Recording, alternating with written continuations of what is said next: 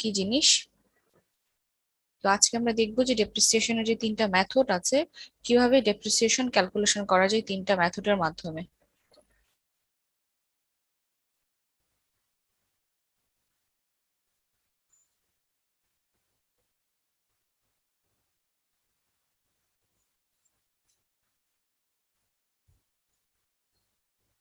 ওকে, just আমরা একটু মনে করার জন্য আগের ক্লাসটা একটু দেখি যে ডেপ্রিসিয়েশন কি জিনিস ছিল।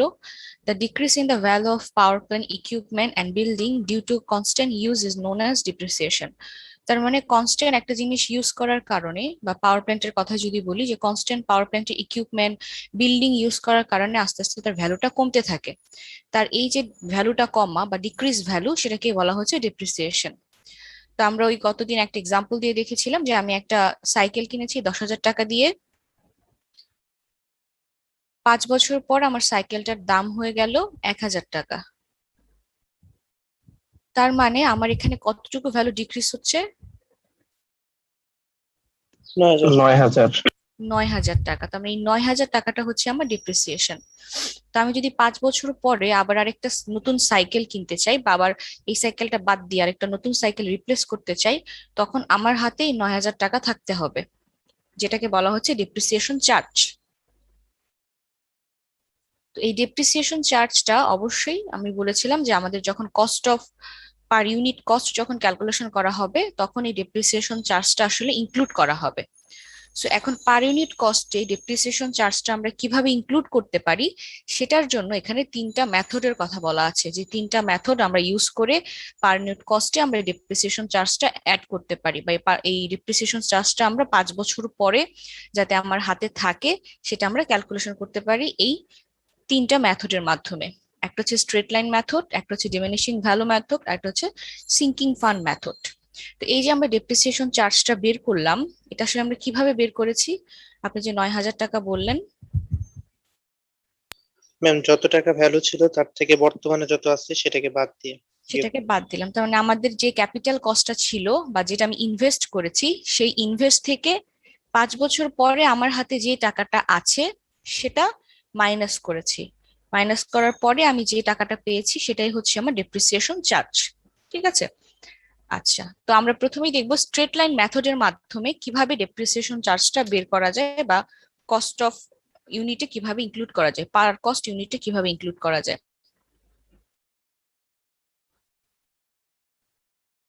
ওকে, স্ট্রেট লাইন মেথড। ঠিক আছে। So, আবার আরেকটা এক্সাম্পল দিই, সেম এক্সাম্পল। ধরেন আমি একটা অল্টারনেটর কিনলাম।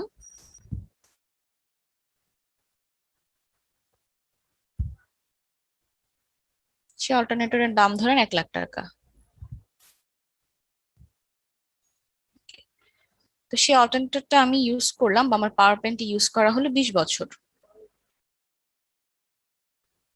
20 বছর পরে আমার অল্টারনেটরটার দাম হয়ে গেল 10,000 টাকা। তাহলে এখানে আমার কতটুকু ডেপ্রিসিয়েশন হচ্ছে?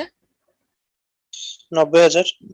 90,000 টাকা হয়ে যাচ্ছে আমার ডেপ্রিসিয়েশন।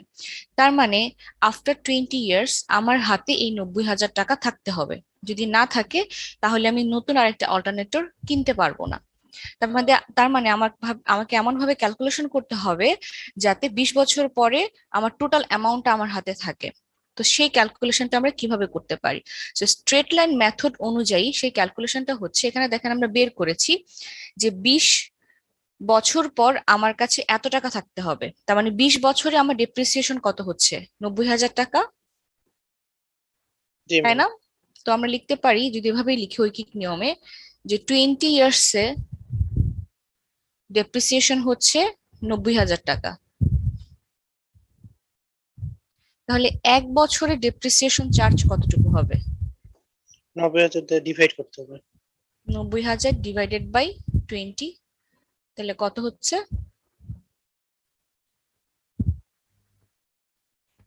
ওই তো 4,500 ম্যাম, টাকা। 4,500।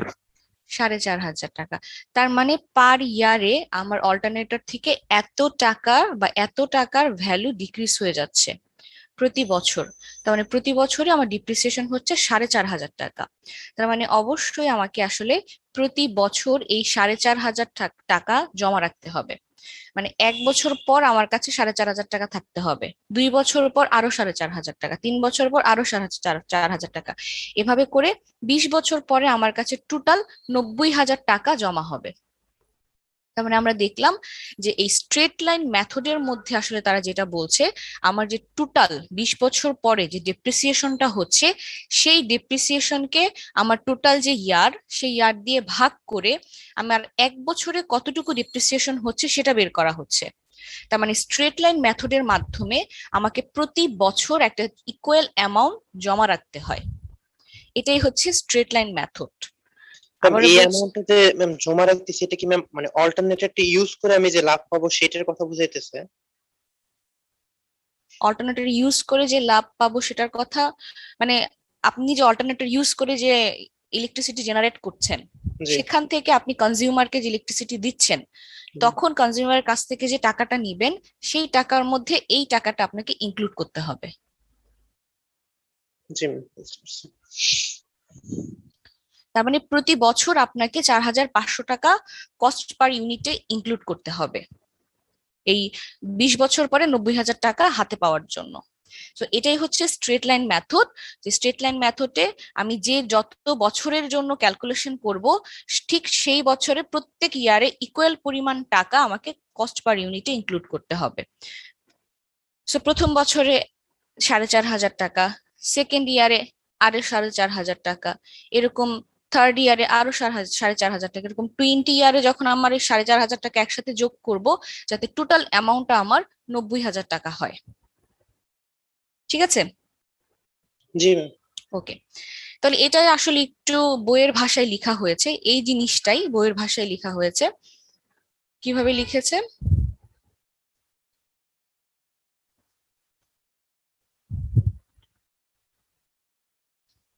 তাহলে আমরা লিখতে পারি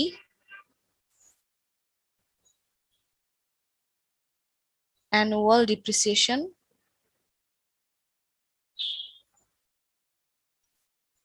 চার্জ, মানে আমার বছরে কতটুকু ডিপ্রিসিয়েশন চার্জ দিতে হচ্ছে, সেটা ইকুয়াল টু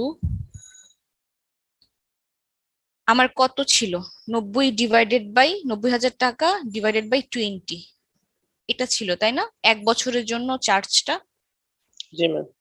আচ্ছা, এই 90টা আমরা কিভাবে পেয়েছি? আচ্ছা, এই 90কে আমরা বলছি টোটাল ডিপ্রিসিয়েশন, রাইট? আমার 20 বছরের টোটাল কতটুকু ডিপ্রিসিয়েশন হচ্ছে, সেটাই তো এই 90,000 টাকা। জি ম্যাম। তাহলে আমরা লিখতে পারি যে টোটাল ডিপ্রিসিয়েশন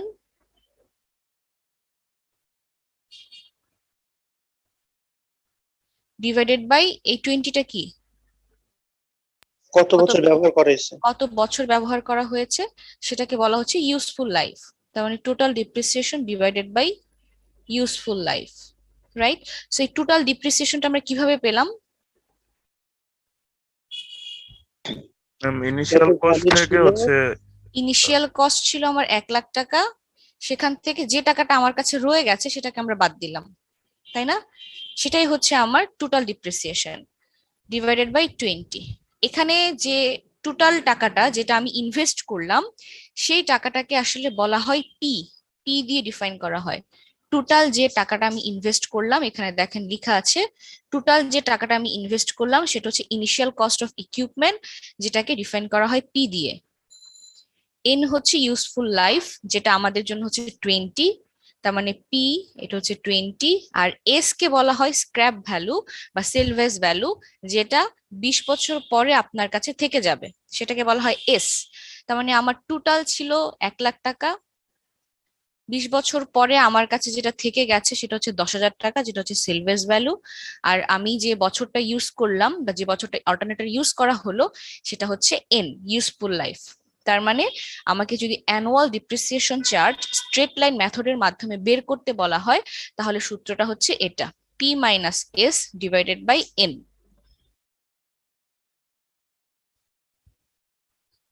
বুঝতে পারলাম এই পর্যন্ত? জি ম্যাম। ওকে, তো আমি আবারও বলছি যে স্ট্রেট লাইন কোশ্চেনের মধ্যে যদি বলা থাকে যে স্ট্রেট লাইন মেথডের মাধ্যমে বের করেন অ্যানুয়াল ডিপ্রিসিয়েশন চার্জটা, তখন আমার সূত্রটা হবে P minus S divided by N. এখানে পিটা হচ্ছে আমার ক্যাপিটাল কস্ট, যে টাকা দিয়ে আমি জিনিসটা কিনছি, আর এসটা হচ্ছে ইউজফুল লাইফের পর আমার কাছে যে টাকাটা থেকে যাবে সেটা হচ্ছে এস, আর এনটা হচ্ছে আমি কত বছর ওই অল্টারনেটরটা ইউজ করতে পারবো বা পারলাম, সেটা হচ্ছে এন। তার মানে P minus S divided N করলেই আমাদের ইয়ারলি যে ডেপ্রিসিয়েশন চার্জটা হবে সেটা আমরা বের করতে পারবো। এটাকে বলা হয় স্ট্রেট লাইন মেথড। এবং স্ট্রেট লাইন মেথডে যখন চার্জটা বের করা হয় তখন সেই চার্জটা আসলে ইকুয়াল অ্যামাউন্ট হয়, সেই অ্যামাউন্টটা প্রতি বছর কস্ট পার ইউনিটের মধ্যে ইনক্লুড করা হয় ইকুয়াল অ্যামাউন্ট। আচ্ছা, স্ট্রেট লাইন মেথডের একটা গ্রাফ আছে, এটা হচ্ছে স্ট্রেট লাইন মেথডের গ্রাফ।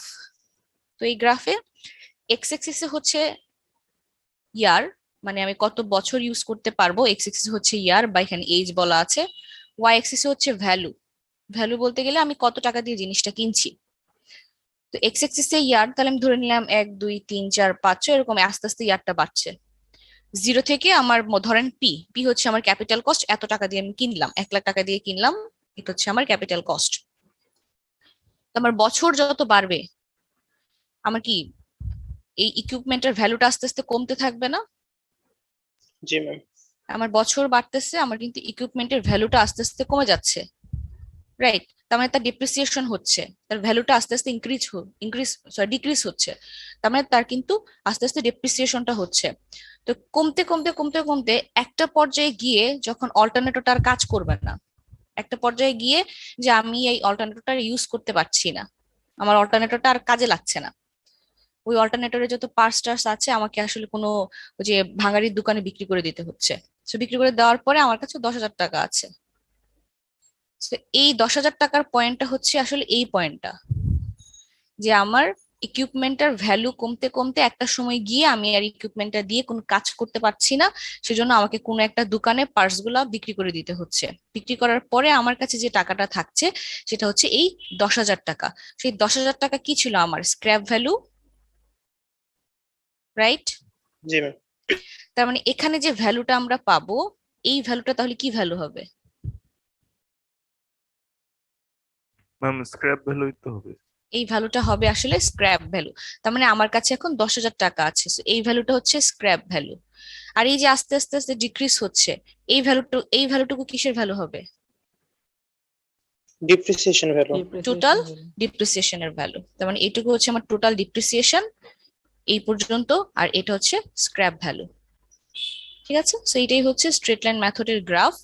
যে আমি, আচ্ছা আরেকটা ব্যাপার হচ্ছে যে এই যে এ পয়েন্টে আসার পরে আমি কিন্তু আমার অল্টারনেটরটা ইউজ করতে পারছি না, ঠিক কিনা? এই পয়েন্টের পরে কিন্তু অল্টারনেটরটা ইউজ করা যাচ্ছে না। তার মানে এই যে পয়েন্টটা, এখান থেকে যে এই পয়েন্ট হচ্ছে আমার ইউজফুল লাইফ, যেটাকে আমরা 20 ইয়ার বলছি। কারণ এই পয়েন্টের পরে বাকি যে সময়টা আছে এই সময়টা তো আমি আমার অল্টারনেটর ইউজ করছি না, আমাকে নতুন আরেকটা অল্টারনেটর কিনতে হচ্ছে। তার মানে আমার অল্টারনেটরের ইউজফুল লাইফ হচ্ছে এতটুকু। বুঝতে পারলাম গ্রাফটা? জি ম্যাম, বুঝেছি। জি ম্যাম। তারপরে চলে আসি ডিমিনিশিং ভ্যালু মেথড। আচ্ছা, ডিমিনিশিং ভ্যালু মেথডে আগের মতোই পি হচ্ছে আমার ক্যাপিটাল কস্ট বা ইনিশিয়াল কস্ট, এন হচ্ছে ইউজফুল লাইফ, আর এস হচ্ছে scrap value after useful life. তার মানে কত টাকা আমার কাছে রয়ে গেছে। তো ধরেন যে আমি একটা মেশিন কিনলাম বা একটা টারবাইন বা অল্টারনেটর যেটাই বলে না কেন, কিনলাম আমি 100 টাকা দিয়ে, ঠিক আছে? আমি সেটা 5 বছর ইউজ করলাম, আমার সেটার দাম হয়ে গেল 20 টাকা। আমার কত টাকা রয়ে গেল, ডিপ্রিসিয়েশন হলো? 16 টাকা, মানে পার ইয়ারে। পার ইয়ারে না, এমনি টোটাল ডিপ্রিসিয়েশন টোটাল 80, 80 মানে টাকা। 80 টাকা। টোটাল ডিপ্রিসিয়েশন হচ্ছে 80 টাকা। আমি 100 টাকা দিয়ে জিনিস কিনলাম, আমার এখানে 20 টাকা আমার কাছে 5 বছর পর রয়ে গেছে। তার মানে আমার টোটাল ডিপ্রিসিয়েশন হচ্ছে 80 টাকা। এখানে 100টা হচ্ছে পি, 20 স্ক্র্যাপ মানে সেলভেজ ভ্যালু, সেলভেজ ভ্যালু বা স্ক্র্যাপ ভ্যালু, আর 5 ইউজফুল ইয়ার। ইউজফুল লাইফ, আমি কত বছর ইউজ করলাম। আচ্ছা, এটা আমরা জানলাম। এই যে এখানে যে ভ্যালুগুলো দেওয়া আছে সেটা আমরা দেখলাম। এখন এই আগে যেরকম আমরা পড়ে আসছিলাম যে স্ট্রেট লাইন মেথডে একটা নির্দিষ্ট অ্যামাউন্ট আমাকে দিতে হবে প্রতি বছর সেম পরিমাণে, কিন্তু এই ডিমিনিশিং ভ্যালু মেথডে আসলে আমার যে টোটাল ইনভেস্টমেন্টটা আছে সেই ইনভেস্টমেন্টের একটা নির্দিষ্ট পরিমাণের পার্সেন্টেজ প্রতি বছরে দিতে হবে। মানে এখানে পার্সেন্টেজটা নির্দিষ্ট, একটা নির্দিষ্ট পার্সেন্টেজের ডিপ্রিসিয়েশন চার্জ আমাকে দিতে হবে। আগে যেরকম ছিল নির্দিষ্ট অ্যামাউন্ট প্রতি বছর দিতে হতো, এখন হচ্ছে নির্দিষ্ট নির্দিষ্ট পার্সেন্টেজে আমাকে ডিপ্রিসিয়েশন চার্জটা দিতে হবে। ধরেন যে আমার ইকুইপমেন্টের দাম হচ্ছে, আমি যখন ইকুইপমেন্টটা কিনলাম তখন আমার ইকুইপমেন্টের দাম হচ্ছে 100 টাকা, ঠিক আছে? আমার ইকুইপমেন্টের দাম হচ্ছে 100 টাকা। আমাকে প্রতি বছর এক্স এর ভ্যালু আমরা ধরে নিলাম যে 10, প্রতি বছর আমাকে 10% হারে ডিপ্রিসিয়েশন চার্জটা দিতে হবে। তা আমার ইকুইপমেন্ট প্রথম যখন কিনলাম দাম হচ্ছে 100 টাকা, তাহলে 1 বছর পরে, আগে বলেন যে তাহলে আমার 100 টাকার আমার ডেপ্রিসিয়েশন কত দিতে হবে? 10 টাকা। 100 টাকায় আমাকে 10 টাকা ডেপ্রিসিয়েশন দিতে হবে, রাইট? তার মানে কি আমার ইকুইপমেন্টের ভ্যালু ছিল 100 টাকা, আমি 10 টাকা দিয়ে দিচ্ছি। তার মানে এখন আমার সেকেন্ড মানে 1 বছর পরে গিয়ে আমার এই ইকুইপমেন্টের দাম কত হবে? 90 টাকা। 90 টাকা, আমি 10 টাকা দিয়ে দিলাম। তার মানে আমার সেকেন্ড ইয়ারে আমার ইকুইপমেন্টের দাম হয়ে গেল 90 টাকা। এই যে 90 টাকা হয়ে গেল সেকেন্ড ইয়ারে, কিন্তু এখন এটা আমার ক্যাপিটাল কস্ট, ঠিক আছে? তার মানে সেকেন্ড ইয়ারে গিয়ে আবার আমার ফিক্সড অ্যামাউন্টের যে চার্জটা সেই চার্জটা দিতে হবে। তাহলে 90 টাকার আবার 10% দিতে হবে। তাহলে 90 টাকার 10% কত হয়? 9 টাকা। 10 টাকা। 9 টাকা। তাহলে সেকেন্ড ইয়ার পরে থার্ড ইয়ারে গিয়ে আমার ইকুইপমেন্টের দাম কত হয়ে যাবে? 81 টাকা। 81 টাকা। আবার এই 81 টাকার উপরে আমাকে 10% ডিপ্রিসিয়েশন চার্জ দিতে হবে। তাহলে 81 টাকার 10% কত? 8 টাকা 8 টাকা। আচ্ছা ধরলাম 8 টাকা। 8 টাকা। তাহলে আমার ফোর্থ ইয়ারে গিয়ে দাম কত হয়ে যাচ্ছে ইকুইপমেন্টার? 72 টাকা। 72 টাকা। আচ্ছা 73 টাকা। তার মানে কি আস্তে আস্তে কিন্তু আমার ডেপ্রিসিয়েশন চার্জটা কমে যাচ্ছে, রাইট? জি ম্যাম। আচ্ছা, সো এটার ক্ষেত্রে ডিমিনিশিং মেথডের ক্ষেত্রে যে আমাকে যেটা করতে হয়, একটা ফিক্সড অ্যামাউন্টের, মিউট করেন সোহেল রানা, মিউট করেন, হ্যাঁ। তার মানে এই ডিমিনিশিং ভ্যালু মেথডে আমাকে প্রতি বছর একটা ফিক্সড অ্যামাউন্টের বা ফিক্সড পার্সেন্টেজের ডেপ্রিসিয়েশন যে চার্জটা আছে সেটা দিতে হয়। তো এখন এই জিনিসটা আমরা তো এমনিতেই বুঝলাম, এটাকে আসলে এই জায়গাটার মধ্যে ম্যাথমেটিক্যালি দেখানো হয়েছে, ঠিক আছে? তো আমরা যদি একটু ম্যাথমেটিক্যালি ক্যালকুলেশন করি বা ম্যাথমেটিক্যালি ওদের মতো করে যদি একটু বোঝার চেষ্টা করি, এইটুকু তো বুঝতে পেরেছেন তাই না, যে 1 বছর পর, 2 বছর পর, 3 বছর পর কিভাবে আমার ভ্যালুটা আস্তে আস্তে কমে যাচ্ছে, বা আমরা কিভাবে ডেপ্রিসিয়েশন চার্জটা দিতে হচ্ছে। স্ট্রেট লাইন মেথডে ফিক্সড অ্যামাউন্ট দিতাম, কিন্তু ডিমিনিশিং ভ্যালু মেথডে আমাকে বিভিন্ন মানে প্রত্যেক বছরে আলাদা আলাদা ডেপ্রিসিয়েশন চার্জ দিতে হচ্ছে, রাইট? জি। এই ক্যালকুলেশনটা তো বুঝতে পেরেছেন? জি ম্যাম। আচ্ছা, তো এটা এখন আমরা শুধুমাত্র সূত্র আকারে লিখতে পারি। সো ধরেন আমার আগেই আমরা দেখেছি যে ক্যাপিটাল কস্ট হচ্ছে আমার পি, তার মানে আমি ধরলাম যে আমার ক্যাপিটাল কস্ট হচ্ছে পি।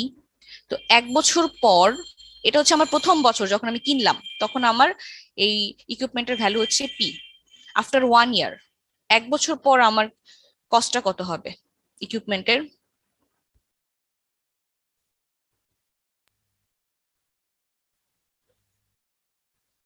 পার্সেন্ট ডেপ্রিসিয়েশন যদি হয় তাহলে পি এর 10% হচ্ছে এটা থেকে মাইনাস করতে হবে। টোটাল জিনিস মাইনাস আমার পি এর 10% 10%, জি ম্যাম। বা x% যেটা আমার হয়।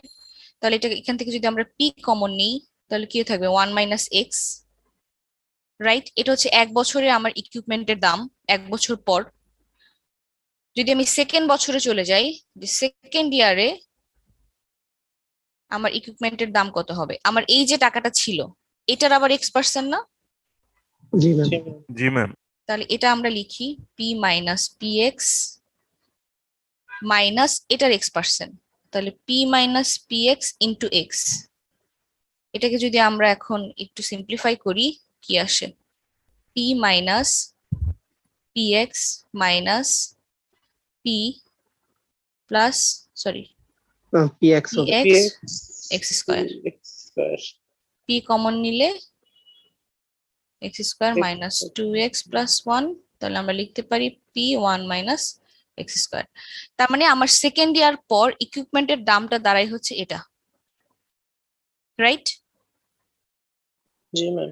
আচ্ছা, ম্যাম এখানে একটা জিনিস আমরা দেখতে পাচ্ছি যে 1 বছর পরে আমার ইকুইপমেন্টের দাম হচ্ছে P into P minus X to the পাওয়ার 1, 2 বছর পরে আমার ইকুইপমেন্টের দাম হচ্ছে P into 1 minus X to the পাওয়ার 2, এরকম 3 বছর পরে আমার ইকুইপমেন্টের দাম তাহলে কি হবে?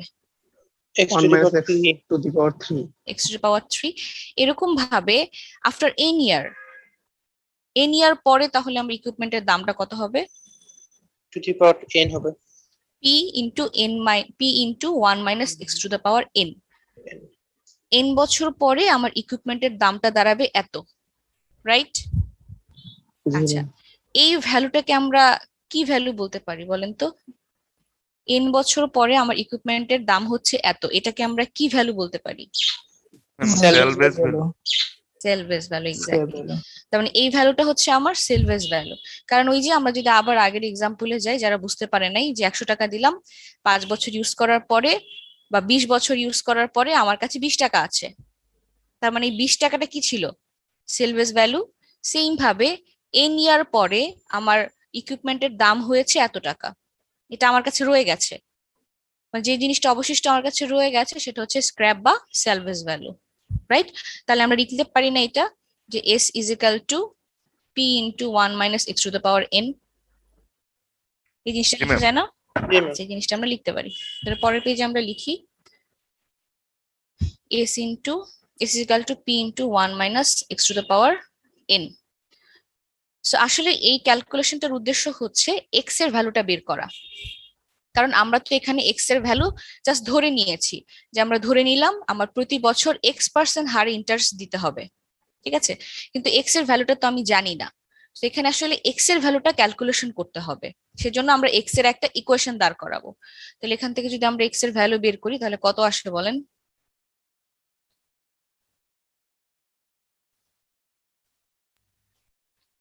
ম্যাম তাহলে তো রুট করতে হবে না? 1 minus X to the power N is equal to S by P লিখতে পারি, জি ম্যাম। লিখতে পারি। তাহলে এখানে আমরা 1 মাইনাস এক্স রাখলাম, S by P 1 by N, এনটাকে এই পাশে নিয়ে আসলাম, জি ma'am. X is equal to 1 minus S by P 1 by N. তার মানে আমরা এক্স এর একটা ইকুয়েশন পেলাম, রাইট? জি ম্যাম। আচ্ছা, এখন দেখেন এখান থেকে আসলে আমরা কি বের করতে পারছি। এখানে দেখেন পি এর ভ্যালু কিন্তু আমরা জানি যে প্রথমে আমি কত টাকা দিয়ে কিনলাম আমার ইকুইপমেন্টটা, সেটা আমি জানি। এস আমি এস্টিমেট করে নিলাম যে আমার কাছে এত টাকা থাকবে, আর এন হচ্ছে আমার ইউজফুল লাইফ কত বছর হবে।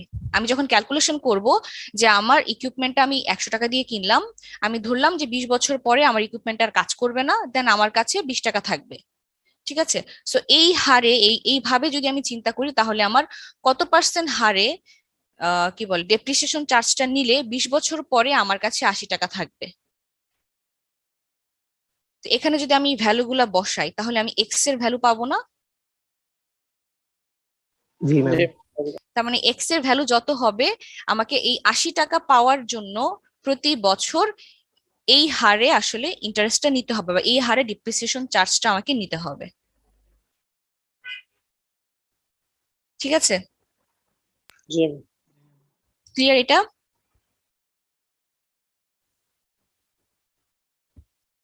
Diminishing value method clear? জি জি ম্যাম। ম্যাম।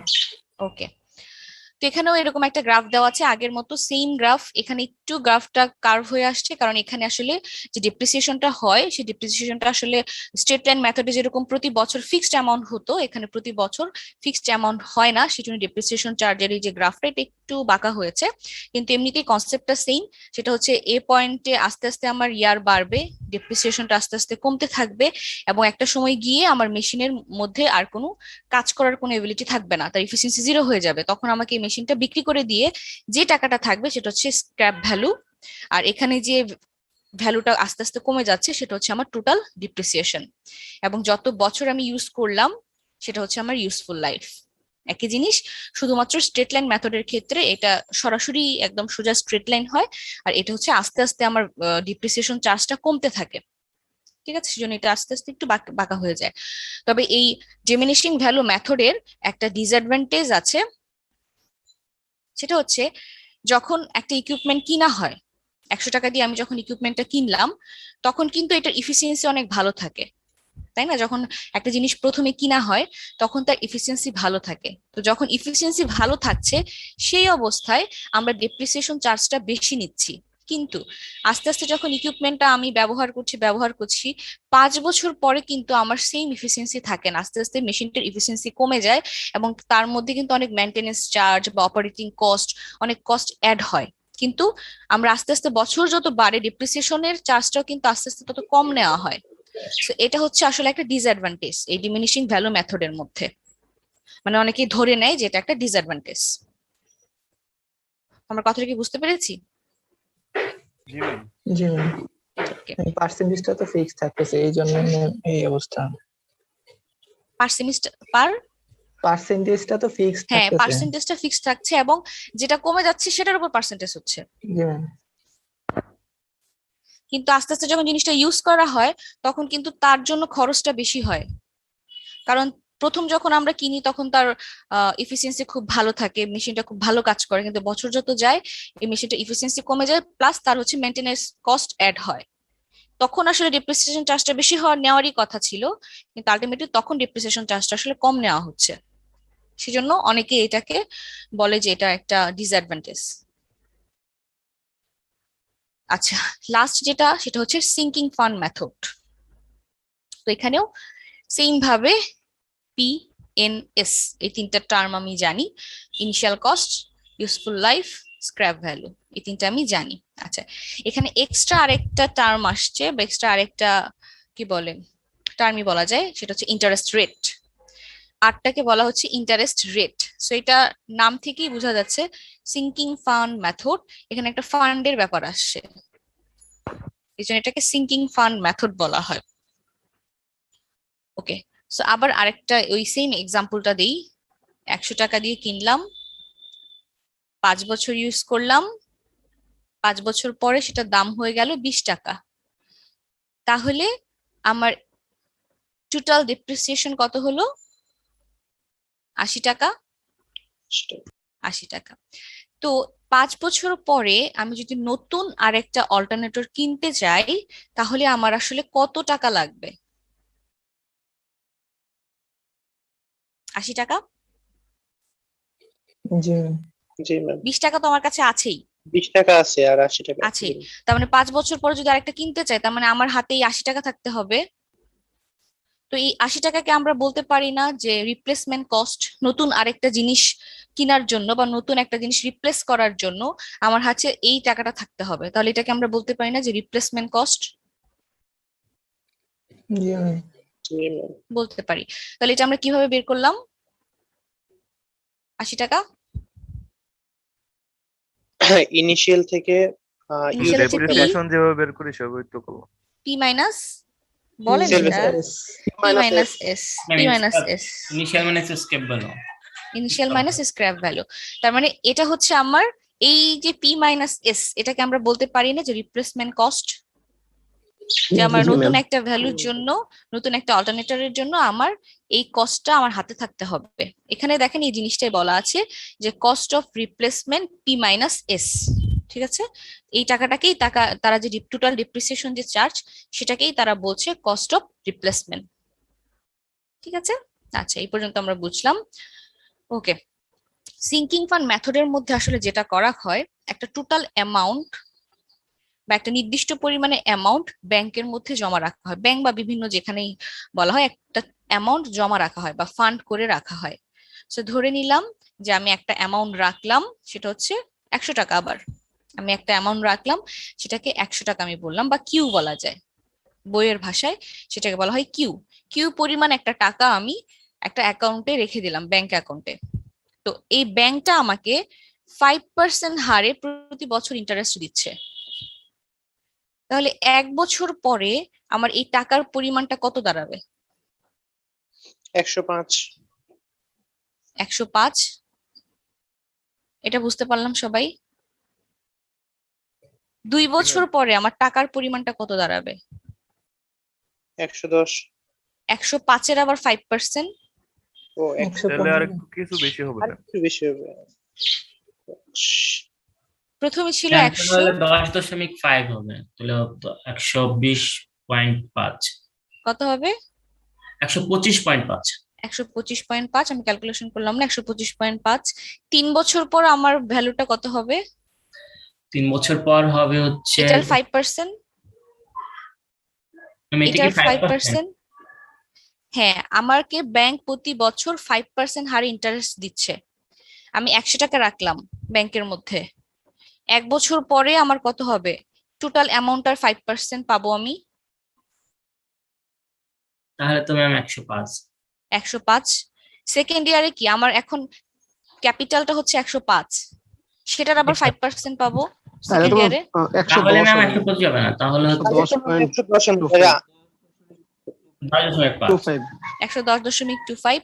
থার্ড ইয়ারে এই টোটালটার উপর আবার 5%। তাহলে হবে হলো 116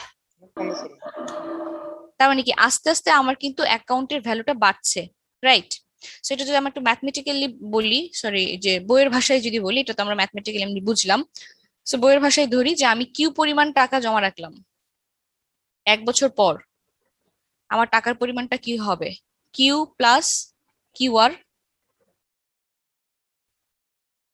100 টাকা প্লাস 110%। জি ম্যাম। জি ম্যাম। ঠিক আছে, তাহলে আমরা যদি এটাকে একটু কমন নিই, কি হয়ে যাবে? কিউ ইন্টু 1 + আর। 2 বছর পরে আমার টাকাটা কত হয়ে যাবে? এই টোটাল টাকাটার আবার 5% বা আর%, 2 বছর পর। জি ম্যাম। তাহলে আমরা লিখতে পারি না Q into Q plus Q R plus এই টোটালটার আবার আর%, Q plus Q R into R. তাহলে এটাকে সিম্পলিফাই করি যদি, এটা আমার আসে কিউ ইন্টু 1 + আর²। থার্ড ইয়ার পরে সেম ভাবে দেখেন, এখানেও কিন্তু একটা অর্ডার ফলো করছে। 1 বছর পরে কিউ ইন্টু 1 + আর, 2 বছর পরে কিউ ইন্টু 1 + আর², 3 বছর পরে কি হবে? Q into 1 + আর³। n বছর পরে কত হবে? q into 1 plus r to the power n। 1 + r⁴n। তার মানে আমি যদি নির্দিষ্ট অ্যামাউন্টটা জমা রাখি, আমার n বছর পরে এত টাকা জমা হবে, রাইট? জি ম্যাম। আচ্ছা, তো এখন কথা হচ্ছে যে আমাকে আসলে কত টাকা জমা রাখতে হবে সেটা তো আমি জানি না। এই কিউ এর ভ্যালুটা তো আমার লাগবে। সো এই কিউ এর ভ্যালুটা আসলে বের করতে হবে যে আমাকে কত টাকা জমা রাখতে হবে, ফিক্সড করে রাখতে হবে। তো সেটার জন্য একটু ব্যাক ক্যালকুলেশন করে এখানে ধরে নেওয়া হয় যে প্রথম বছরে আমার ডিপোজিট হচ্ছে এত টাকা। এটা জাস্ট ধরে নেওয়া হয় যে প্রথম বছরে আমার ডিপোজিট হচ্ছে এত টাকা, সেকেন্ড ইয়ারে আমার ডিপোজিট হচ্ছে এত টাকা, থার্ড ইয়ারে আমাকে ব্যাংকের মধ্যে এত টাকা ডিপোজিট করতে হবে। ঠিক এরকম ভাবে n-1তম ইয়ারে গিয়ে আমার ব্যাংকে এত টাকা ডিপোজিট করতে হবে। n-1 মানে কত বছর বোঝাচ্ছে এখানে? n যদি আমরা 20 ধরি, তাহলে n-1 কত বোঝাচ্ছে? 19 বছর 19। 19 বছর। তার মানে 19 বছর, 19তম বছরে গিয়ে আমার ব্যাংকে এত টাকা থাকতে হবে। তো যখন একটা জিনিস আমরা ধরেন একটা লং লাইফের জন্য রাখি, যে আমি 5 বছরের জন্য একটা জিনিস রাখলাম, নর্মালি কি আমার 1 2 3 4 4 বছর টাকা জমা দেওয়ার পরে 5তম বছরে গিয়ে তো আমি অ্যাকাউন্টটা ভেঙে ফেলি, তাই না? জি ম্যাম। এখানেও সেম জিনিসটাই করেছে, যে 1 বছর থেকে 19 বছরে তারা যে টাকাটা জমা করেছে সেই টাকাটাই তারা ক্যালকুলেশন করেছে, কারণ 20তম বছরে গিয়ে তো তারা টাকাটা জমা দিবে না, তারা টাকাটা উইথড্র করবে। সেজন্য 1 থেকে 19 বছর পর্যন্ত আমার অ্যাকাউন্টে কত টাকা জমা হলো তারা সেটা ক্যালকুলেশন করলো, এবং সেটা ক্যালকুলেশন করে তারা টোটাল এখন ফান্ডটা কত হবে সেটা ক্যালকুলেশন করবে, যে 19 বছর পরে আমার টোটাল ফান্ড কত হলো। তো তো তারা ক্যালকুলেশন করলো এক বছরের জন্য এত টাকা, 2 বছরের জন্য এত টাকা, ডট ডট ডট করে এরকম 19 বছর পর্যন্ত টোটাল কত ফান্ড আসলো সেটা তারা ক্যালকুলেশন করলো। তার মানে তারা দেখলো যে এই সবগুলা ফান্ড একসাথে যোগ করে টোটাল ফান্ড হলো আমার এত টাকা। এটা হচ্ছে জাস্ট একটা সিরিজের মধ্যে ফেলে দিয়েছে। তো টোটাল টাকা হচ্ছে আমার এত। ঠিক আছে, তার মানে একটা জিনিস চিন্তা করেন যে 20 বছর পরে তার টোটাল ফান্ড হচ্ছে এত টাকা। তো একটু আগে আমরা যে একটা এক্সাম্পল দিয়ে আসলাম যে 100 টাকা দিয়ে কিনলাম, 20 বছর ইউজ করলাম, তারপরে আমার কাছে হাতে আছে 20 টাকা। তার 20 বছর পরে আমার কত টাকা আসলে লাগবে নতুন আরেকটা জিনিস কেনার জন্য? 80 টাকা। টাকা। তার মানে এই 80 টাকাটা কি আমার cost of replacement? G ma'am. ঠিক সেম ভাবে যদি এটার সাথে আমি কম্পেয়ার করি যে 20 বছর পরে আমার কাছে এত টাকা লাগবে নতুন আরেকটা জিনিস কেনার জন্য, তাহলে এই 20টাকে বা এই ইকুয়েশনটাকে আমরা কি বলতে পারি? Cost of replacement G ma'am. জি ম্যাম, বলা যায়। বলা যায়। তাহলে আমরা যদি এটাকে এভাবে লিখি, কোথায় গেল? আচ্ছা, লিখার জায়গা নেই। তাহলে এটাকে যদি আমরা এভাবে লিখি, P minus S is equal to P1 plus R to the power N minus 1 divided by কি ছিল? R। তাহলে এটাকে আমরা বলতে পারি না যে কস্ট অফ রিপ্লেসমেন্ট? সো এখান থেকে আমি কি, কিউ কোথায়? আচ্ছা, এটা কিউ। কিউ ইন্টু 1 প্লাস আর। হ্যাঁ, তার মানে এখান থেকে আমাকে আসলে কিউ এর ভ্যালুটা বের করতে হবে। সেখান থেকে যদি আমরা কিউ এর ভ্যালুটা বের করি, কিউটা কিন্তু এটার সাথে টোটাল ইনটু করা, সেখান থেকে যদি আমরা কিউ এর ভ্যালু বের করি, আর গুণন করলাম আর কি, এটাই পাশে নিয়ে আসি, এটাই পাশে নিয়ে আসি, Q is equal to R divided by 1 plus R to the power N minus 1 E minus S. So এই জিনিসটা আমরা লিখতে পারি না কিউ এর ভ্যালুটা? জি ম্যাম। জি ম্যাম। আমরা লিখতে পারি। তার মানে এই ইকুয়েশন থেকে আমরা কিন্তু কিউ এর ভ্যালুটা বের করতে পারি, কারণ আমি যদি জানি যে আমার ক্যাপিটাল কস্ট হচ্ছে এত টাকা, আমার সেলভেজ ভ্যালু হচ্ছে এত টাকা, আমার ইয়ার হচ্ছে এত টাকা, ব্যাংক আমাকে এত% হারে ইন্টারেস্ট দিবে, তাহলে সেখান থেকে আমি বুঝতে পারবো যে আমাকে কত টাকা আসলে মানে ফিক্সড করে রাখতে হবে, রাইট? সো এই কিউটাকে আসলে বলা হয় সিঙ্কিং ফান্ড। এই কিউ এর নামটাই হচ্ছে সিঙ্কিং ফান্ড। আর এখানে এই যে এই জিনিসটুকু, এটাকে বলা হয় সিঙ্কিং ফান্ড ফ্যাক্টর। ঠিক আছে, আবার বলছি, কিউটাই হচ্ছে আমার সিঙ্কিং ফান্ড, আর এখানে R divided by 1 plus R to the power N minus 1, এটাকে বলা হয় সিঙ্কিং ফান্ড ফ্যাক্টর। ওকে, এই পর্যন্ত ক্লিয়ার? জি ম্যাম। আচ্ছা, তো আমরা যদি তিনটা মেথড আরেকবার একটু মনে করি, সেটা হচ্ছে স্ট্রেট লাইন মেথডের মধ্যে আমার একটা নির্দিষ্ট পরিমাণে অ্যামাউন্ট প্রতি বছর আমাকে চার্জ দিতে হবে, ডিপ্রিসিয়েশন চার্জ দিতে হবে এবং কস্ট পার ইউনিট অ্যাড করতে হবে। সেকেন্ড যেটা পড়লাম সেটা হচ্ছে ডিমিনিশিং ভ্যালু মেথড, সেখানে নির্দিষ্ট হারে আমাকে ডেপ্রিসিয়েশন চার্জটা দিতে হবে এবং সেই হারটা আস্তে আস্তে কমতে থাকে, কারণ আমার ইকুইপমেন্টের ভ্যালু কমতে থাকে, তখন আস্তে আস্তে সেই চার্জের হারটাও কমতে থাকে। আর সিঙ্কিং ফান্ড মেথডের মধ্যে একটা নির্দিষ্ট পরিমাণে বা নির্দিষ্ট অ্যামাউন্টের টাকা আমাকে ব্যাংকে বা যে জায়গায় আমি ইন্টারেস্ট পাবো এরকম একটা জায়গায় কোন ফিনান্সিয়াল ইনস্টিটিউশনে রেখে দেওয়া হয়, সেখান থেকে একটা ফান্ড আসে এবং 20 বছর পরে আমরা যে টাকাটা পাই সেটা দিয়ে আমি নতুন একটা জিনিস রিপ্লেস করতে পারি। তো এই তিনটাই হচ্ছে মেথড। যদিও এই মেথড গুলো আমার মনে হয় যে আপনার আইএমজি তে বা আর কি ইকোনমিক্সে হয়তো পড়ে আসতে পারেন, একই জিনিস, কনসেপ্ট একই, শুধু ওখানে হচ্ছে কি বলে অ্যাকাউন্টিং টাকাপত্র নিয়ে বলা হচ্ছে, আর এখানে আমার পাওয়ার পয়েন্টের সাথে রিলেট করে বলা হয়েছে। আচ্ছা, এখানে একটা ম্যাথ আছে, যদি আমরা এটা বুঝতে পারি তাহলে ম্যাথটাও করতে পারবো। করে ফেলুন, পড়েন কি দেওয়া আছে।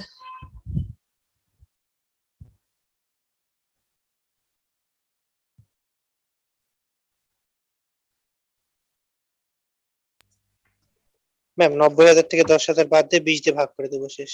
জি ম্যাম 4,000। 4,000 সহজ ম্যাথ এটা। এখানে দেওয়া আছে যে ট্রান্সফরমারের কস্টিং এত টাকা, মানে এত টাকা দিয়ে আমি ট্রান্সফরমার কিনলাম, তার মানে এটা কিসের ভ্যালু? ইনিশিয়াল কস্ট পি এর ভ্যালু, তারপর আমার ইউজফুল লাইফ হচ্ছে 20 20 ইয়ার। বছর, 20 ইয়ার। তারপর এখানে আর কি দেওয়া আছে, আমাকে বের করতে salvage হবে value S। Annual depreciation charge আমাকে বের করতে হবে, স্যালভেজ ভ্যালু দেওয়া আছে, এস এর ভ্যালু 10,000 টাকা।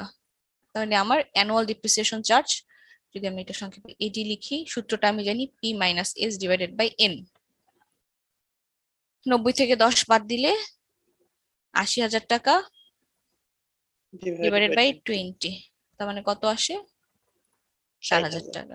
তার মানে আমার অ্যানুয়ালি প্রতি বছর এই 4,000 টাকা করে 20 বছরে দিতে হবে, মানে 20 বছর প্রতি বছরে 4,000 টাকা দিতে হবে। ঠিক আছে, আরেকটা ম্যাথ আছে, বলেন। এটা সিঙ্কিং ফান্ড মেথড দিয়ে করতে হবে, কিউ এর ভ্যালু বের করতে হবে। কিউ এর সূত্রটা যদি বলে দিই, পি মাইনাস এস, উপরে কি ছিল, আর R divided 1 by 1 plus plus R divided by N minus 1।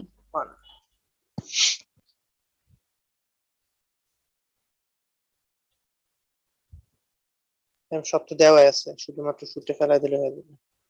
এখানে কিন্তু সবকিছু দেওয়াই আছে, এবং এখানে উল্লেখ করা আছে কোশ্চেনের মধ্যে যে সিঙ্কিং ফান্ড মেথড দিয়ে এটা করেন।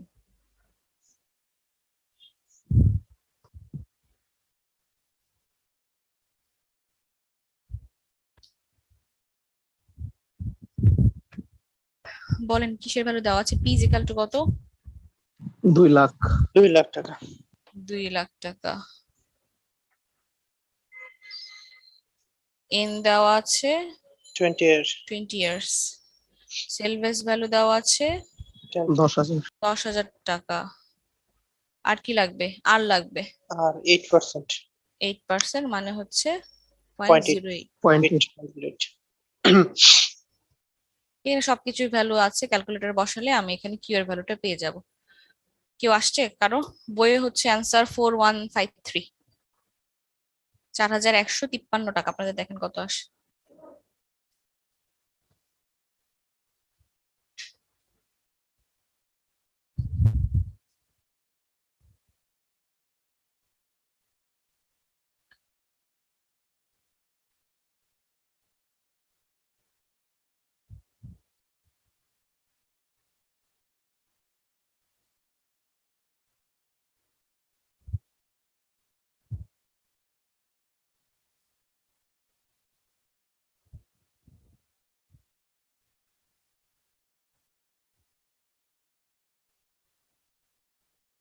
হুম, 4,151। 4,151, হ্যাঁ 4,151। আচ্ছা, আরেকটা ম্যাথ আছে 4.3। হ্যাঁ, এটা একটু দেখবেন, ওখানে হচ্ছে 3টা মেথডে বের করতে বলা হয়েছে। Determine the depreciated value of the equipment at the end of the 20 years on the following method. এখানে 4.3টা আমি স্লাইডে অ্যাড করিনি। 4.3টা হচ্ছে 3টা মেথডে বের করতে হবে, straight line, diminishing, sinking fund. ঠিক আছে, সো এই ম্যাথটা একটু ট্রাই করবেন বাসায়। একই রকম সবকিছুর ভ্যালু দেওয়া আছে, একটু বুঝে বুঝেই এগুলা বসাতে হবে। ওকে, ডিমিনিশিং মেথড আগে এক্স এর ভ্যালুটা তো বের করে নিতে হবে না, এক্স এর ভ্যালুটা তারপরে আগে বের করে নিতে হবে, এক্স্যাক্টলি। তারপর 20 বছর পরে আমার ইয়াটা কত হবে সেটা বের করতে হবে। সো 20 বছর পরে মানে ইউজফুল লাইফ যত হবে, সেখানে তো বলাই আছে এনতম ইয়ার, এই যে হ্যাঁ হ্যাঁ জি এনটা তো বুঝছি। হচ্ছে আমার ইউজফুল লাইফ। সো প্রথমে আমাকে এক্স এর ভ্যালু বের করে নিতে হবে। ঠিক আছে, জি ম্যাম বুঝছি। সো সেম ভাবে একটু এই জিনিসগুলো করবেন। সিঙ্কিং ফান্ড মেথডের ক্ষেত্রেও কিউ এর ভ্যালুটা প্রথমে বের করে নিতে হবে। 20 বছর পরে আমার টোটাল ফান্ড কত হবে, সেই ফান্ডটা হচ্ছে যে এই সূত্র দিয়ে বের করব, এই সূত্র দিয়ে। আফটার n ইয়ার্স আমার টোটাল ফান্ডটা কত হবে।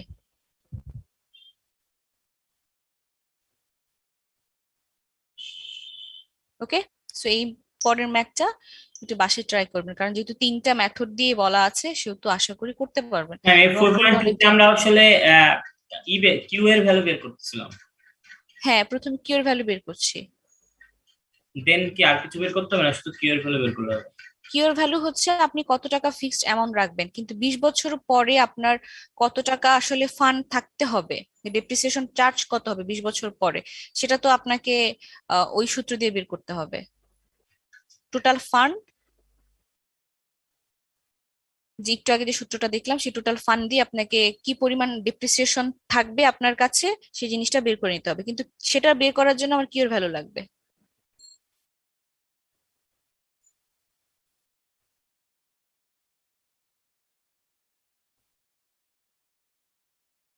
আর কথা কি বুঝতে পেরেছি? জি ম্যাম, বুঝতে পেরেছি। ওকে, তাহলে এই ম্যাথটা করবেন বাসায়, সহজ আছে, করতে পারবেন আশা করি। তো আজকে এই পর্যন্তই, অ্যাটেন্ডেন্স তো নেওয়া হয়ে গেছে, নেক্সট ক্লাসে আবার দেখা হবে। ম্যাম ভিডিও আল্লাহ আর হাফেজ। আর লেকচার স্লাইড একটু আপলোড দেন। আচ্ছা ঠিক আছে। ম্যাম আমি অ্যাটেন্ডেন্সটা দিতে পারিনি, একটা নেট কানেকশন আছে কারণে। কেন দিতে পারেন নাই? আমি তো আজকে 10 মিনিট, প্রায় 12 মিনিট পর অ্যাটেন্ডেন্স নিচ্ছি। একটু লেট জয়েন করার কারণে দিতে পারিনি ম্যাম, আমারটা একটু একটু লেট জয়েন করে